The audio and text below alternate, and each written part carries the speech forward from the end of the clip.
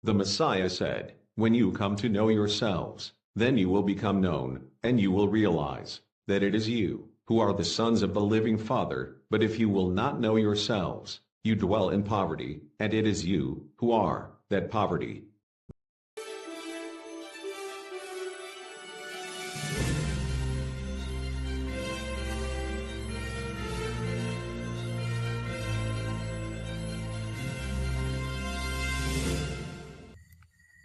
Ah, malamang may mga, well, lahat, hindi malamang, but rather, lahat ng naririto ay may mga pinanggalingan na kanya-kanyang mga sekta. Tama ba?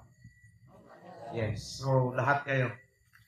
So, all of you came out from the Babylonian religions. Lahat ng religion na ex-Christianity is Babylonian. Even the Judaism na nasa Israel is actually Babylonian. Kasi yung sinusunod ng Judaism sa Israel is hindi naman yung Torah, kundi yung Talmud. Talmud, ang complete name niyan is Babylonian Talmud. Shortcut, Talmud. But we're talking about one and the same book. So, Judaism, Christianity is Babylonian. So, doon kayo lahat ng galing. Kaya nga ang panawagan noon is, "Come out of her, my people." Naalala ninyo yung video? Lumabas kayo sa kanya para kayo ay hindi madamay sa mga parusa na ibabagsak sa kanya. Kaya lang, marami pa rin sa atin ngayon ang hindi pa naintindihan sino ba yung Babylon right now. Kasi ang iniisip natin Babylon, ay yung Babylon noon. But who is the Babylon ngayon? Pero bago ko yan talakayin sa inyo, let me just briefly talk about atonement. Sa Tagalog, ang salin nila is pagbabayad sa kasalanan. So, kumbaga, may kasalanan ka, pagbayaran mo.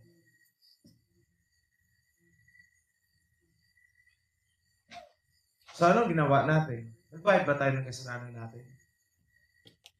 Yes, we did. Kaya nga, may burnt offering tayo. Yan ang bayad sala. Ngayon, merong iniutos dyan na kapag kayo ay maghahandog at naalala ninyo na kayo ay may kaalitan, kaaway, o ano paman, sa inyong kapatiran, ibig sabihin sa loob ng kawat, iwanan mo muna ang inihahandog mo at makipag-areglo ka muna doon sa kapatid na iyong may nagkaroon ng conflict. So, gusto kong ipaalala sa inyo na ang context niyan, ang sinasabing may kaaway ka o may misunderstanding ka is sa loob ng kawan. Hindi kasali yung misunderstanding kung may kaaway ka doon sa tagalabas ng kawan. Hindi po kasali. Dahil ang Torah ay isinulat para sa kawan. Hindi yan isinulat para sa mga tagalabas ng kawan. So kung ano ang sinasabi dyan na dapat natin gawin ay sa loob ng kawan. Hindi kasali ang mga tagalabas ng kawan. Although nakikisaw-saw sila, nakikigaya-gaya ng ginagawa natin. Yun ang katotohanan doon. Ito mo, May atonement din daw. May mga meron dyan, nag-observe ng atonement. Pero, hindi nila ginagawa ang burnt offering.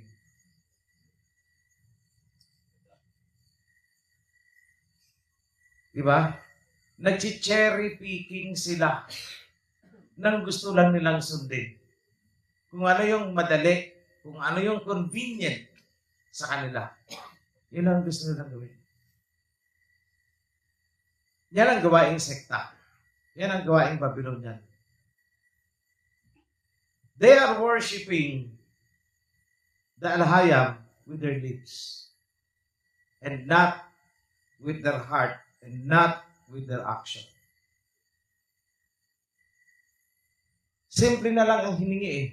Burnt offering. Ayaw. Pero nag-claim na may Day of Atonement din daw sila. So don't believe. Ngayon, kung meron pa sa inyo dyan ang nagdududa, kailangan pa talagang gawin ang burnt offering na yan. Isa lang ang sasabihin ko sa inyo. Tingnan nyo ang Malakay sa chapter 3. Verse 4, I guess, kung tama ang recall ko. Nasa sulat doon na marirevive ang priesthood and Yahweh will have priests who will bring offering in righteousness. Just like in the ancient days of Jerusalem. Ibig sabihin, tulad ng unang panahon, ancient days of Jerusalem.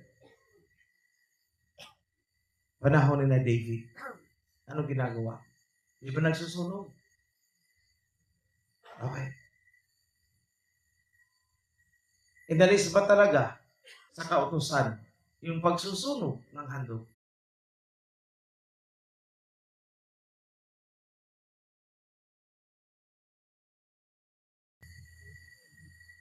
Sino bang nagturo sa atin na magsunog? In your understanding, sino bang nagturo sa atin na magsunog? Si Abba, kanino dinaan? Kay Moses. Correct? Si Abba, dinaan kay Moses. Ngayon, narinig na ba ninyo yung parable tungkol dun sa isang mayamang lalaki at si Lazarus? Isang mayaman at saka si Lazarus ay pobre. Naghihintay lamang siya ng laglag galing sa table ng mayaman. Tapos namatay silang dalawa. Yung mayaman, napunta sa impyerno. Si Lazarus, na-save. Napunta sa kalangitan. As the story goes. Ngayon, sabi ng mayaman, suguin daw si Lazarus upang warningan yung kanyang mga kamag-anak upang hindi bumagsak doon din sa impyerno. Yun ang pinapakiusap niya kay Abraham. Suguin mo si Lazarus. Sabihin sa mga kamag-anak ko na naiwan ko na huwag silang gumaya sa akin para hindi sila umabot sa impyerno kagaya ko. Anong sabi ni Abraham?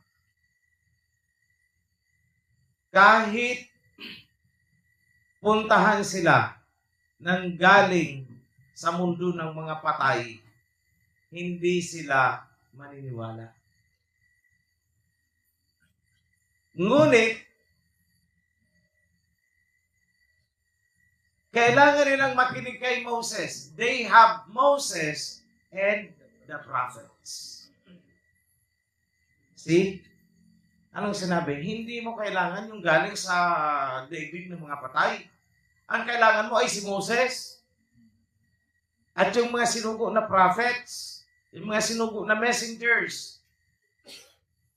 Yun ang makakapagturo sa iyo kung paano sila maliligtas. Yun ang pakinggan nila. So sinabi ulit, Moses. Ngayon, sa tingin nyo, anong ituturo ni Moses? Burnt offering. Burnt offering.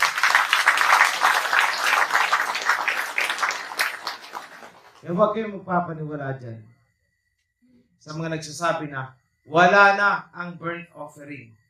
Dahil mismong ang Misaya ang nagbigay ng parable na yan. Na kung ano ang sinabi ni Moses, yun ang makakapagligtas sa inyo. Anong sinabi ni Moses? Burnt offerings. Kaya huwag ninyong paghinayangan mga kapatid, ang burnt offering. Huwag ninyong paghinayangan ang sin offering. Ako'y medyo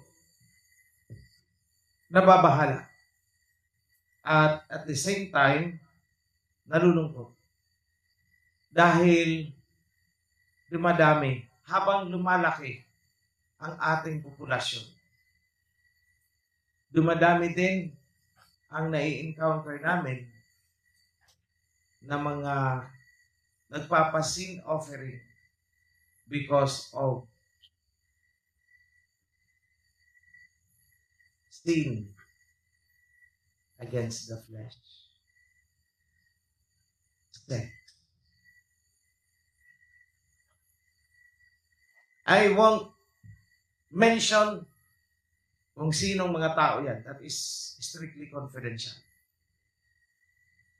I won't give any information na pwedeng makapag-identify sa kanila. So this is, kumbaga, a blind item. This is a blind information. And I always remind the priesthood, pag may nagpa-sin offering sa kanila, huwag ninyong pangangalanan, huwag ninyong ikikwento.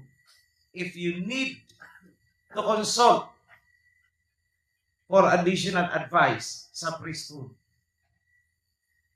dapat ang information is within the priesthood na lang. Huwag nang lalabas.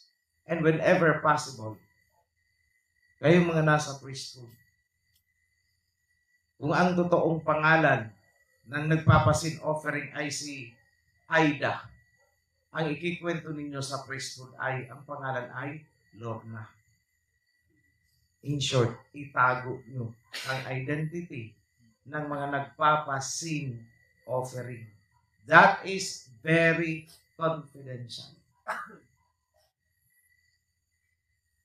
Ayokong dumating dun sa punto yung nagkaroon ng accidental na nag-leak ang information, nasira ang reputasyon ng tao dahil napagtampunan. Alam mo na, dito sa atin, kahit nasa loob na tayo, may mga Marites, Marisol at Maricar pa rin dyan.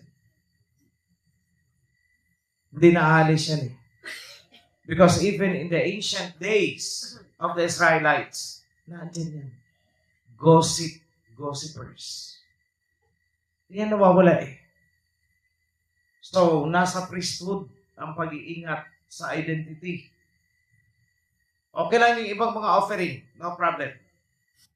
Kahit sabi niyo, si ano nagpa-fellowship offering. Ay, ikan, tabo talaga yan. Kasi pag fellowship offering, dapat may kakain. Maraming kakain. Ito ang gusto kong i-remind sa inyo. Kung inaakala ninyo na masarap maging priest dahil pag nag-sin offering ng kambing, kambing ang kakainin. Subukan nyo kaya. Ikaw ang priest sa isang chapter na ka-assign. At may magpa-sin offering ng 5. 5 tupa, 5 kambing ang kailangan mong ubusin. So, hindi yan. Tingin ko dyan, ano ba to? Parusa sa mga priest. Dahil hindi nila nababantayan ang kawan, nagkakasala.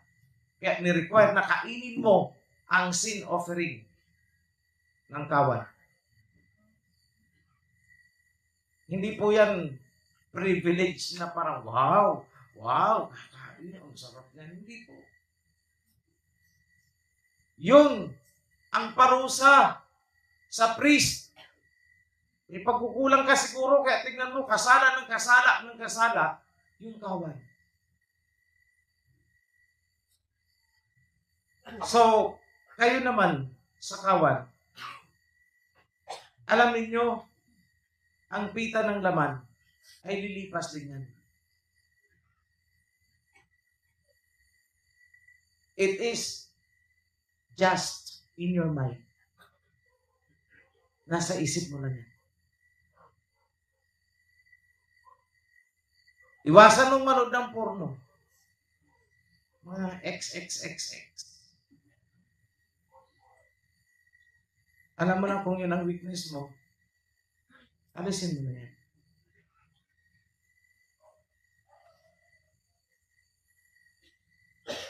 If you are in heat, maligo ka. Tapos nung maligo, wala na yan. O kumain ka ng maraming papaya.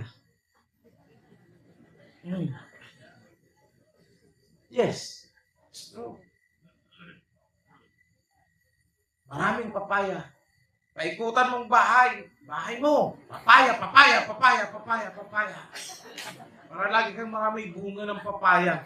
O lagi kang alternate, may hinog, sige, kain ka ng hinog na papaya. Eh, nako, talagang nako. Wala. Kaya mo yan si Priest June, laging nagpapabili ng papaya.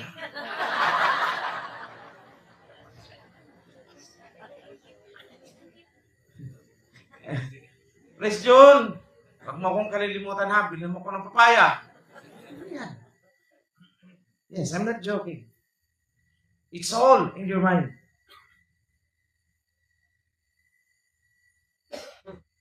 Sabi nga, nasusulat, kung ang iyong mata daw ang magiging dahilan para ikaw ay magkasala. Anong sabi? Block it out. Correct! Eh kung yung isang kapirasong laman mo ang magiging dahilan para ikaw ay maimpyerno, ano dapat mong gawin dyan? Putulin na.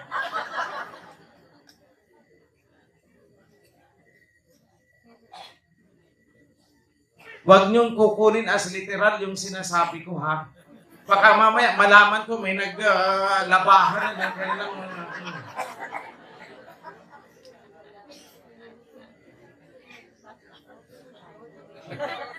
baka mamaya nililiteral niyo yung sinasabi ko.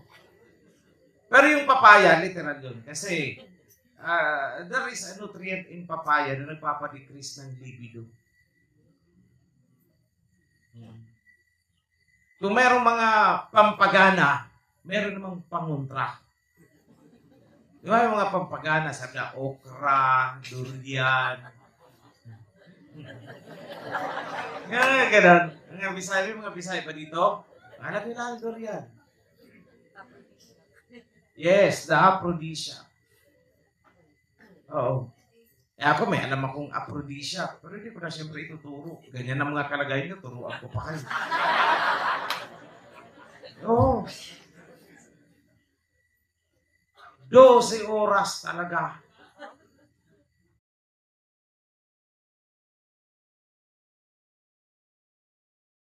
Talaga. Oo. Pero hindi ko na siyempre ituturo sa inyo. Ang ituturo ko na ay pangontra, likas sa mga Shemites ang talagang parang kuneho.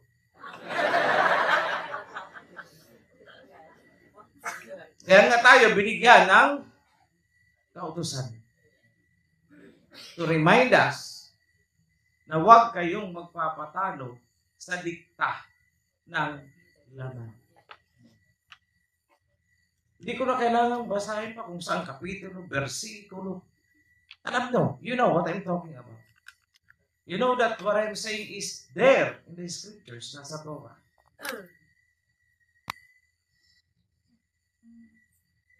The next thing is about honesty. Honesty. Maging honest ka sa sarili mo. Ang honesty, alam niyo, yung honesty nagsisimula yan sa ating sarili . Kasi, pansinin mo, kapag ikaw ay nagsinungaling, ang una mong niluloko is actually yung sarili mo .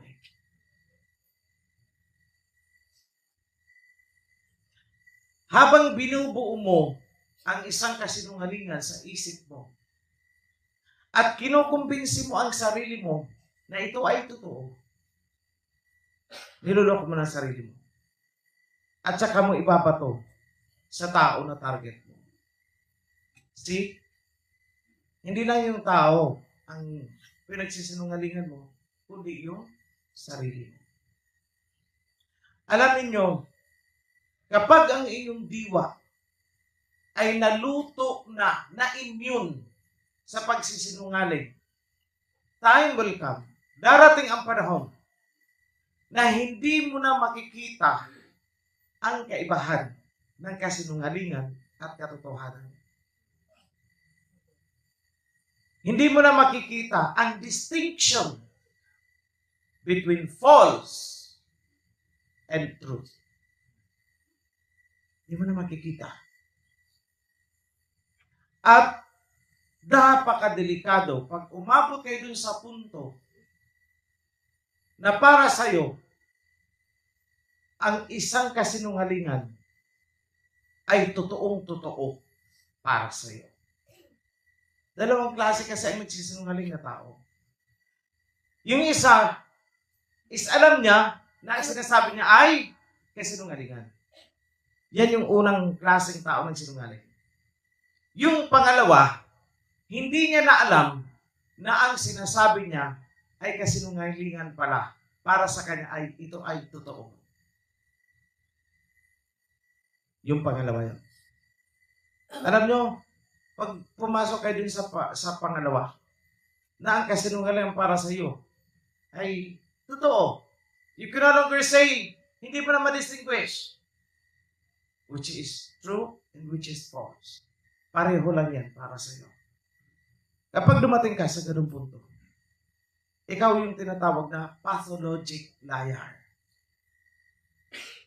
At pag pathologic liar ka, napakahirap na sa iyo hanguin pa. So as early as now, you need to check yourselves. Kailangan nyo i-check yung mga sarili nyo. Alam mo pa ba kung ano ang sa mga sinasabi mo, alin ang totoo, alin ang hindi?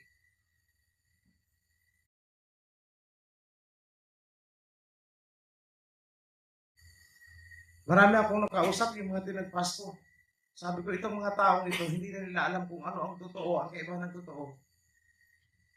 Sa hindi totoo. So they ended up tagpas. Kasi talagang ipagpipilitan nila ang isang bagay na harap-harapan, alam nilang hindi totoo. Ipagpipilitan pa talaga yan. Iiyak-iyak pa yan. For him, it is the truth. Pero alam mo, it is false. Na-screenshot mo na. Naka-voice record na. I-play mo sa kanya. Hindi niya tatanggapin, hindi daw yung totoo, hindi totoo, hindi totoo. Eh ano to? Ikaw to nagsasalita. Naka-video pa. Hindi raw totoo yun. Hindi totoo. Iiyak pa yan. Iiyakan ka. So, ibig sabihin, ang mga taong ito, kahit anong ebidensya ang iharap mo, hindi na nila kayang tanggapin ang totoo. Dahil para sa kanila, ang isang kasinungalingan na pinaniwala nila sa kalooban nila ay yun ang totoo. Pathologic liars. Mental hospital ang kailangan yan. It's mental hospital. So that is the essence ng ating Day of Atonement. Kasi, kung titingnan nyo, ano ba ito? Tinuturoan tayo na huwag magsinungaling. Ano tayo, mga 7 anyos? I know, some of you might think that way. Pero sa aminin nyo at sa hindi, lahat tayo, in one way or another, ay nagsisinungaling. Totoo hindi? Hindi lang naman 7 anyos ang nagsisinungaling. Marami dyan, naghihingalo na lang. Tumitirag na nagsisinungaling pa rin.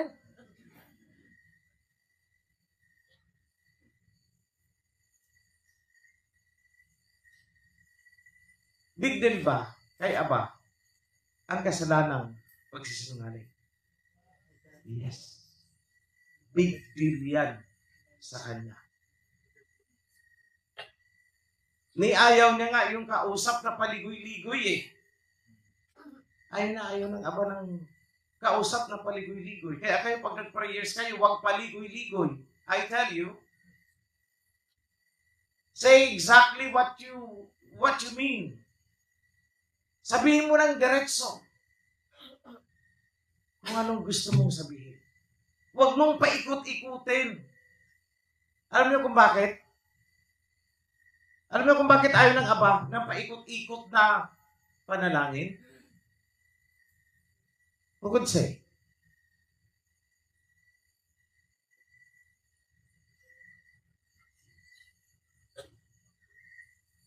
Bakit? Bakit ayaw ng Aba? Pangpagano? Hindi. Hindi sa ganun. O, tama yun. Pero, hindi yun. Pinakarason.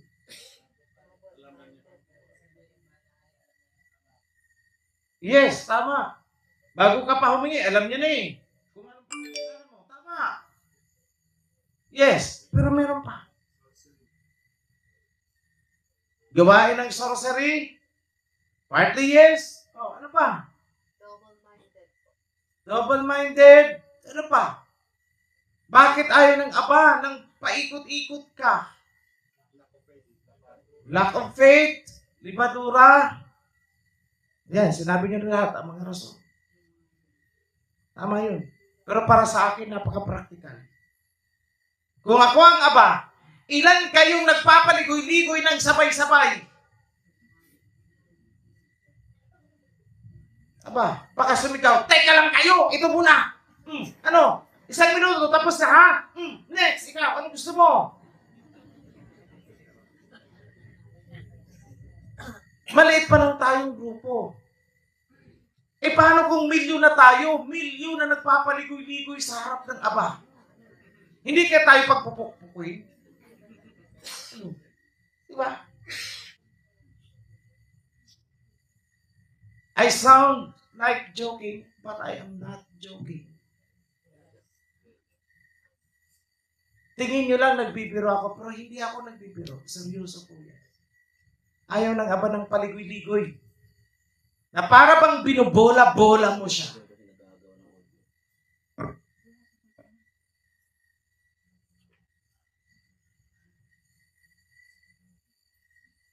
Ako when I pray. Before I pray, inihahanda ko eh. Ano ba? 1. Ano bang hingin ko? Number 1, number 2, number 3, number 4, number 5, number 6, number 7. Minsan nga, kung medyo marami, nakasulat sa coupon ban, pag bow down ko, Aba, ito po yung kailangan ko, oh. Ito, oh. Mahaba ang listahan eh. Tapos, naniwala kayo na ganyan ako mag-prayer?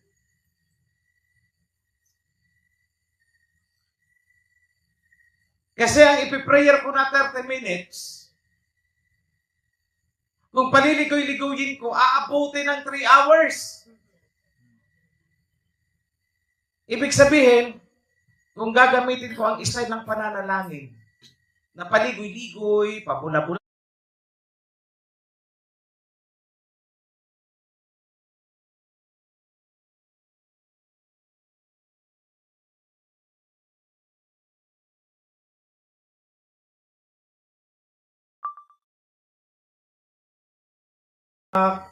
pabola-bola.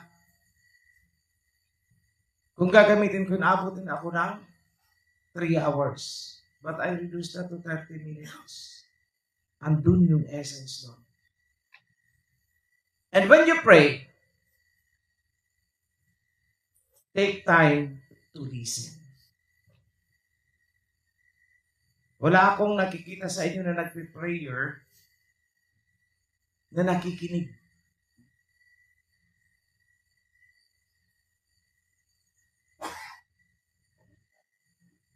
Nagpipray, yada, shalawam. Alam ba ninyo, that when you pray, you have to pause and give time for the answer to come in. Alam niyo ba yun?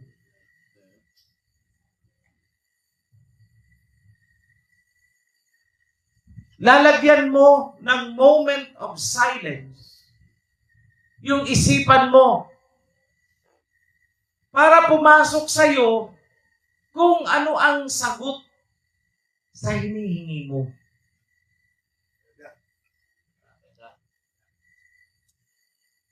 Ganun po mag-prayer.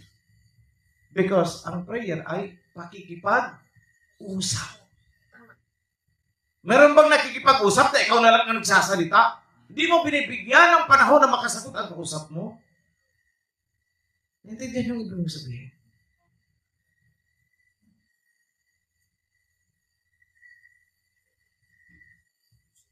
Pag-aralan nyo, mga kapatid, yung sinasabi ko. At gusto ko rin ipansin nyo, ganda lang parang nila, no?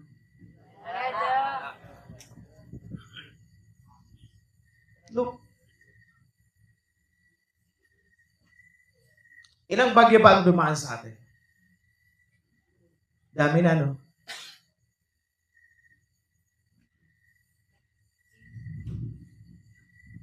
Pero hindi na ulit yung Malaundoy, Malayolanda.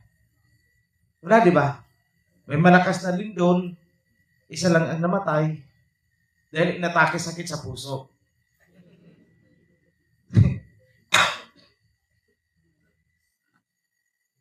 Pero, sa kakaihip natin ng shofar, yung bagyo, napadpad sa Florida. Ang daming patay. Hanggang ngayon, nagre-recover sila. Florida, US. Daming patay. Laki ng damage. Imagine that was 4 days ago, 5 days ago yata. Pero until now, nagre-recover pa rin sila ng mga patay. Without exaggeration. Hindi ako marunong mag-exaggerate.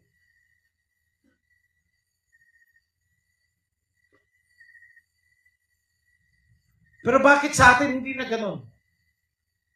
3 years na. Pansin niyo.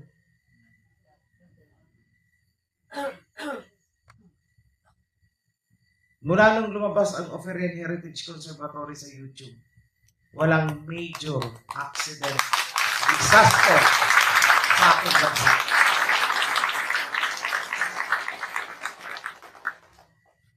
Wala.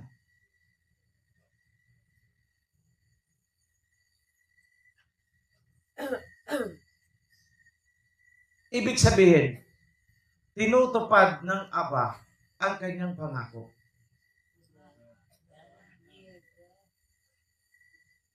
Walang pinagkaiba nung sinabi niya sa Sodom kay Abraham. Sinabi niya tungkol sa Sodom and Gomorrah. Kung meron dyan kahit man lang 10 na talagang righteous at kumakapit sa akin, hindi ko gugunawin ang syudad. Eh tayo, hindi lang tayo 10 ngayon. So wag kayong magtataka kung bakit hindi na tayo binabagsakan ng mga major calamities. Just believe and claim it.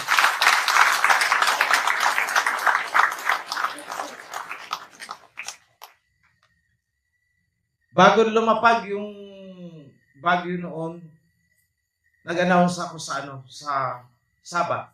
If you remember it, ang sabi ko may padating na bagyo, pray ng masinsinan sa inyong kalooban. Note, hindi ako nag-pray in public. At hindi ko pinag-pray ang mga priest in public. Rather, ang ini-advise ko is, kayo mismo sa sarili nyo, manalangin kayo dahil ito ay aabot ng storm signal number 5. Superstorm. Kasing lakas ng Yolanda. But look, na hindi natin naramdaman. It's the power of prayer. It's the power of prayer. So in the international scene, mga pangyayari sa ibang bansa, pray again, not now. Wag muna. Dahil di ba, dineclare ni Putin yung 4 na region ng Ukraine. Dineclare niya, ini-annex niya na sa Russia. But then, lumaban ang Ukraine. Pinasok yung 4 na regions na yon. Habang si Putin ay kinukutya ng iba-ibang leaders, buong mundo, media, kinukutya siya. Na umurong na ang Russia, talunan ang Russia, etc. etc. Lahat na ng pang-aasar ginagawa. Lahat na ng sanction ginagawa ng Amerika. Ginagawa ng beast. Yung you cannot buy nor sell unless you submit to my power. Yan yung nasusulat sa Book of Revelation. Na hindi ka makakabili, hindi ka makakabenta, kung hindi mo tatanggapin ang tatak o ang kapangyarihan ng beast. Di ba sinabi ko yan sa inyo? It will come in the form of sanction. Pumapalag si Putin. Pumapalag ang witness. But now the latest is, eto pag hindi ito napigilan,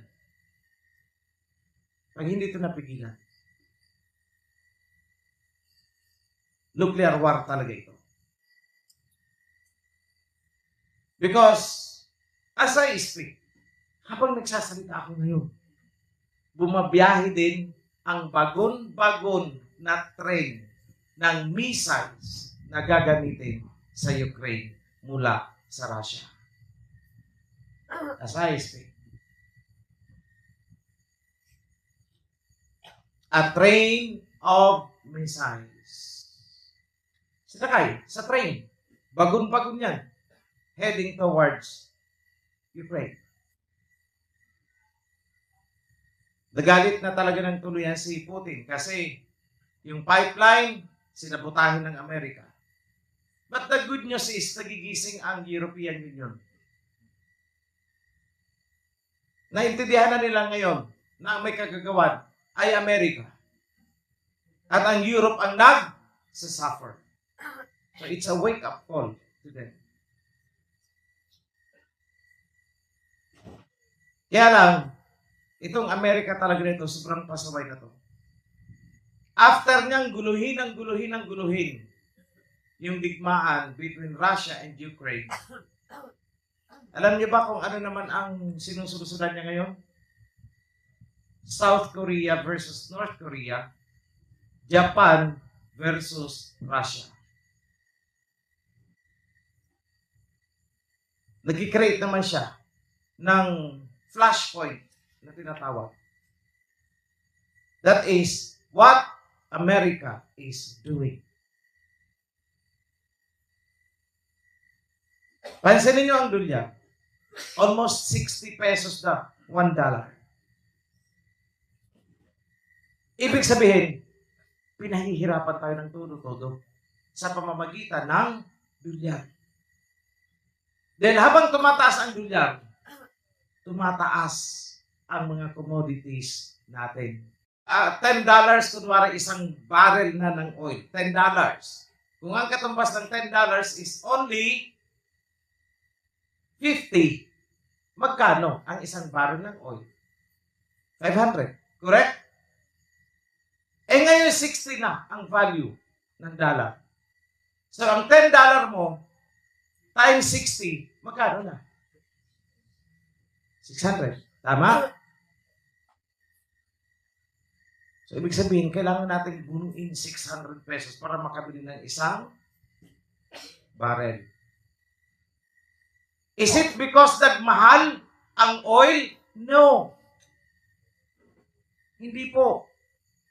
Ang dahilan, kaya ganun, dahil tumaas ang value ng dollar laban sa peso.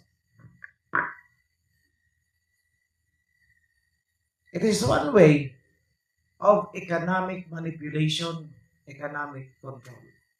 And to think, ang peso, merong equivalent gold. Dollar, papel lang yan. It's only paper. Binibili natin ang papel nila ng kamahal-mahal. Para tayong dinudugo yung economy natin. That's why I repeatedly call on everyone sa inyo. Yung mga may sasakyan. Stop enriching US. Magagasolina kayo, wag na po sa Shell. That is US company. Caltex is US company. It's time na bumibili kayo dyan. Pinayayaman nyo ang dolyar. At ang dolyar ay pinahihirapan tayo in return. Wake up. So saan kayo dapat bumili? Petron. Because Petron ay Philippine company yan. Pumasok dyan ang pera, nandito din yan sa atin umiikot-ikot. It's a Philippine-based corporation. Shell, ang kita niya, saan pumupunta? America. That is the truth. And whenever our money goes to America, may corresponding disaster sa atin. Paghihirap.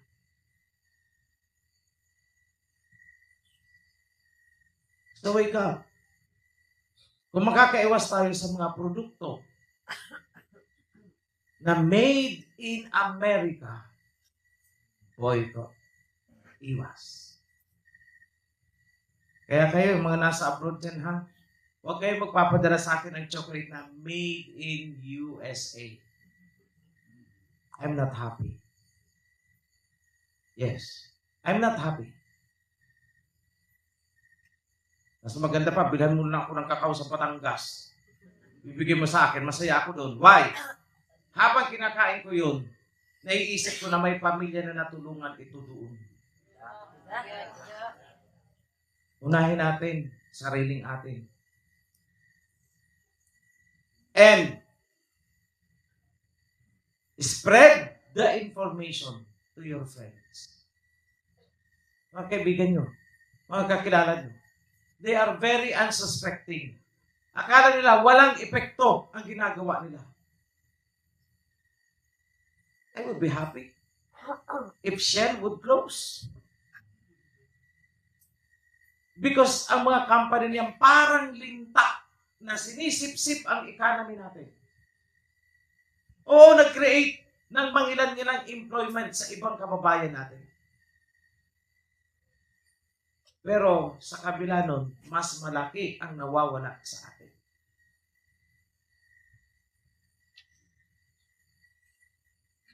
Eh kung hindi ka bibili ng Shell, doon ka sa Petron. Kung marami naghanap sa Petron, magbubukas siya ng maraming branch. So it's the same. Yung natanggal sa trabaho doon, lipat ng Petron.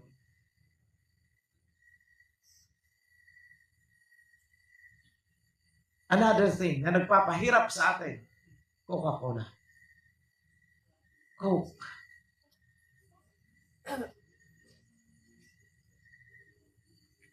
Alam niyo ba kung saan napupunta ang profit ng company na yan?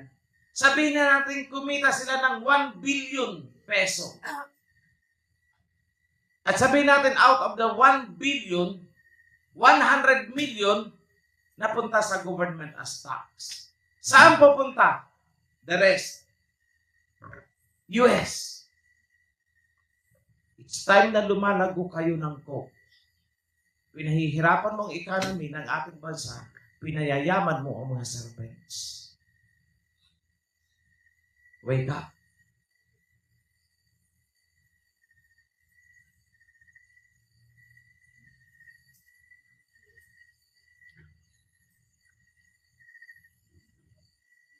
So, why am I telling you this? Bakit ko ito sinasabi sa inyo? Dahil sa ginagawa ng US. In our little way, makatulong tayo sa righteousness na ipinaglalaban ni Putin. Alam ba ninyo, na sa speech ni Putin during the celebration of the annexation, alam nyo ba kung ano ang lumabas sa bibig niya? Na talagang pinang-blast niya sa Western powers lalo na sa Amerika. Alam nyo ba kung ano? It's the same exact issue na inilabas ko 3 years ago. Transatlantic slave trade, opium war, narcotics war, hegemony, to name a few. Lahat ng isinumbat, lahat ng itinestify ni Putin during his speech ay una ko nang sinabi 3 years ago. Wala pang sabi-sabi na magkakaroon ng special military operation sa Ukraine. So, the mere fact na lumabas na sa consciousness, yung tinatawag na collective consciousness, nag-shoot up na doon yung ginawa ko. Other people, other countries, on the same wavelength, can pick up that information and will serve as a wake-up call for them. Yes, I was successful.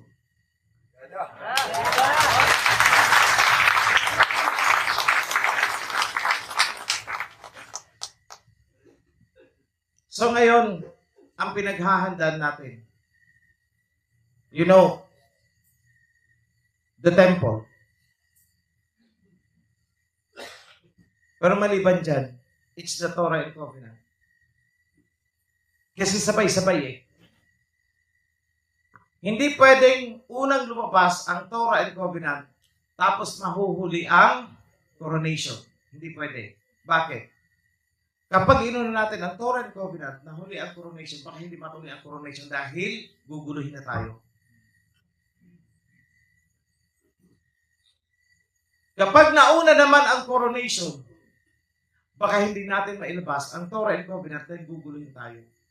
So what I have in mind, sabay, during the coronation, book launching ng Torah and Covenant.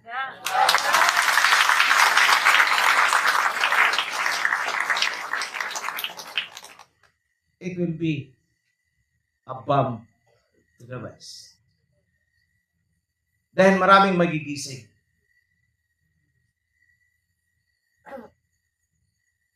We're almost, actually nasa third reading na pala. The New Testament is now on the third reading. Ibig sabihin, polishing touches na lang. May nakalimutan na period, may nakalimutan na comma, yun na lang. On the New Testament. So, ang Old Testament is nasa second reading kami. And around 25, yata kami, na nagtatrabaho. Every night. Every night. We sleep at around 2 o'clock, the earliest yun. Pero pag medyo ginanahan hanggang 4 o'clock, lalo na kung, halimbawa, Sabat, the following day, Friday night, medyo nagano kami. So, kailangan talagang bilisan ang pagpapalimpag ng Torah and Covenant. Because that will be the vehicle para magising na rin ang ibang tribes. Because we are only just but one of the tribes. Isa lang tayo. sa mga tribo.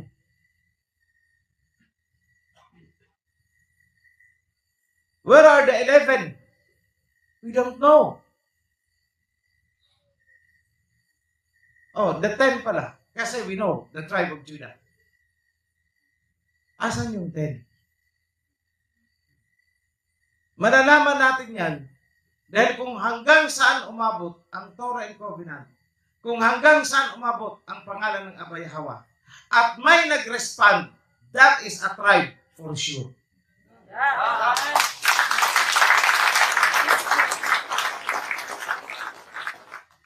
That is a tribe for sure. Yan ang hinihintay nila eh. Yan ang gigising sa kanila mula sa, alam mo yung parang tinuro ka ng volume.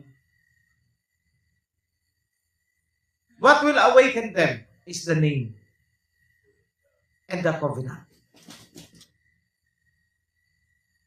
Makakaramdam sila ng kakaiba sa kanilang mga damdamin. Hindi man nila lubos maunawaan pa ang mga nakasulat, pero iba ang dating sa kanila. This is something. So, kanina I was praying for this. Kasi parang, sabi ko, parang napakabigat. Although marami na kaming pumapasan, tulong-tulong. Pero parang ang bigat. Yung mga revisionist, alam nyo, trabaho sila sa maghapon hanggang gabi, tatrabahoin pa rin. Of course, kailangan na magtrabaho, maghanap buhay sa araw. Then sa gabi, di ba, dapat sana ipahinga na. Sila trabaho pa rin. Bakit? Kailangan trabahuin ang Torah and Covenant. So that is the sacrifice na ginagawa for more than 2 years already since sinimulan ang pagre-repaso. But the good thing is, maraming naayos sa ating Torah, complete with the supporting cross-references. Hindi nila talaga pwedeng questionin because naka-annotate ang supporting verse, supporting source, or whatever. Naka-annotate with explanation. So they cannot question that. It will be a very unique, shall I call it a book? Very unique book. Are we fulfilling a prophecy? Yes. Nasusulat po sa Book of Revelation that in the last days, the covenant will be declared from heaven. Nasa Book of Revelation.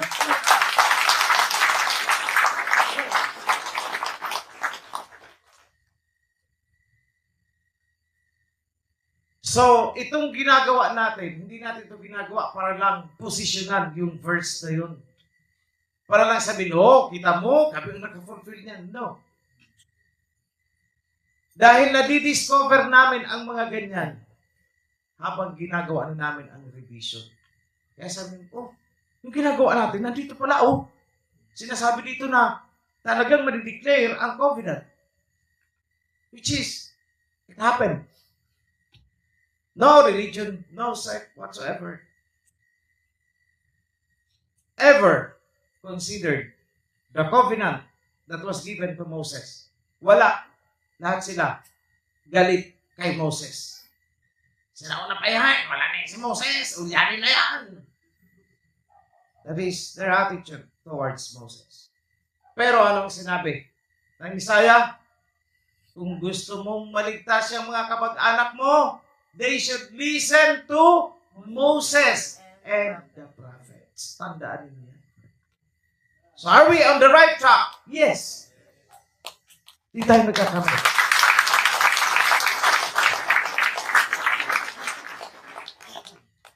So, bago tayo magpahinga ngayong gabi, and I'll be seeing you again tomorrow, kabilin-bilinan ko sa inyo, mga kapatid. we are in the last days. We are living in the last days.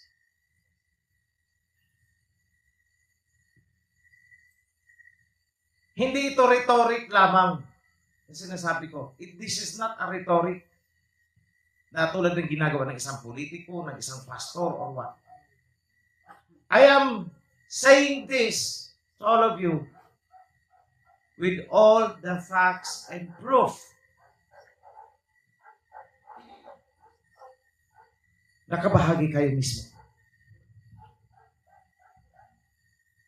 The priesthood is revived. Nandyan.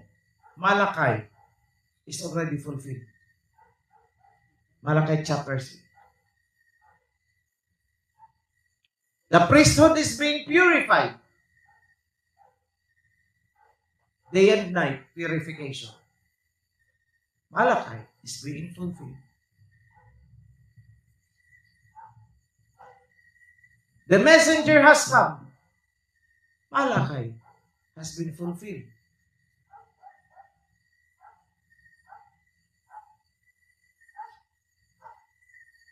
The covenant has been declared. Malakay and Revelation fulfilled. And one more thing. And this will be the last thing. You have a king. Another prophecy fulfilled.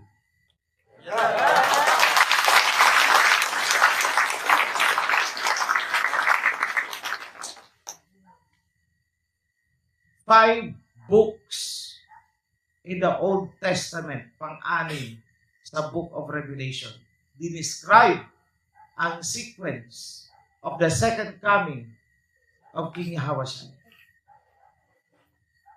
The first event will be the revival of the kingdom. Masiset up ang mga throne. And there will be a king. Kapag na-set up yun, then, that is the wording, then, the son of Al-Hayam will descend through the clouds of heaven and will go to the king seated on the throne. Yan ang kinakuna nila. And we found it. Ang isa, na-explain ko na. Nasa Daniel. Daniel 7. Tingnan nyo ang sequence. Kung saan sinabi na bababa ang anak ng Al-Hayam through the clouds of heaven. Tingnan nyo. Bago bumaba, ano ang sinabing unang mangyayari? Thrones were set up. And the ancient times, the ancient days yata, ang nakalagay, sat on the throne. Ano? Kalendaryo ang naupo sa trono? The ancient of days? Naupo daw sa trono? No. Binura nila, the king sat on the throne. Ano bang nauupo sa trono? Di ba yung king? Bakit binura? The ancient of days daw ang naupo sa trono? O ikaw naman yun, ancient of days. Matapos maupo ang king sa trono na sinabing ancient of days daw, at saka palang bababa ang Messiah.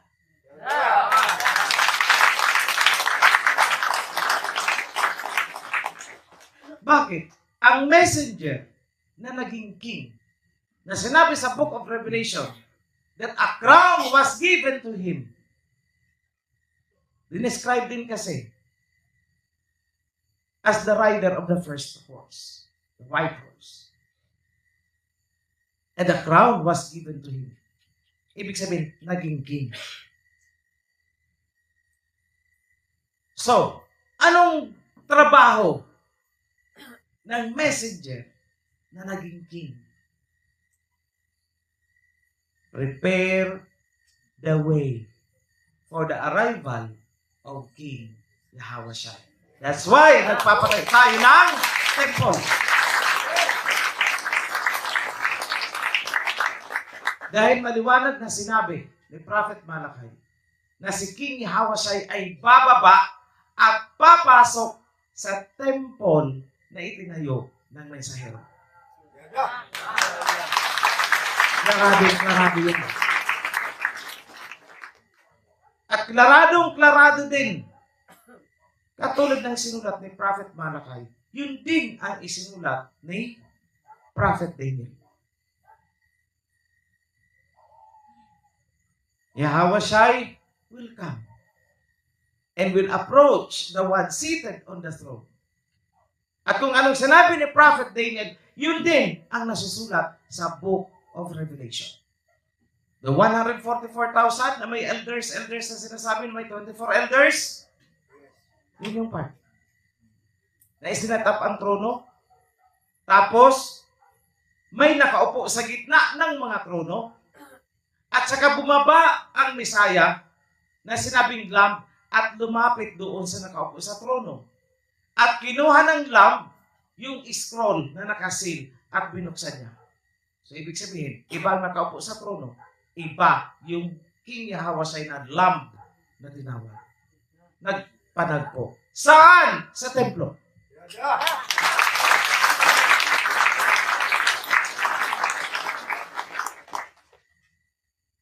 So, mga kapatid, hindi nasasayang ang bawat sintimo na itinutulong ninyo para sa templo. Be happy, be proud, because you have that opportunity na maging bahagi sa paghahanda para sa ating King Ahasuerus.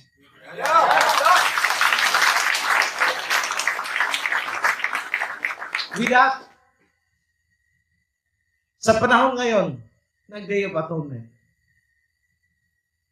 taglayin nyo sa inyong mga puso at isipan na ikaw ay bahagi sa preparation para sa King Ahasuerus. And all these blessings will be given to you in the kingdom. Be blessed, mga kapatid. Shalom. See you tomorrow.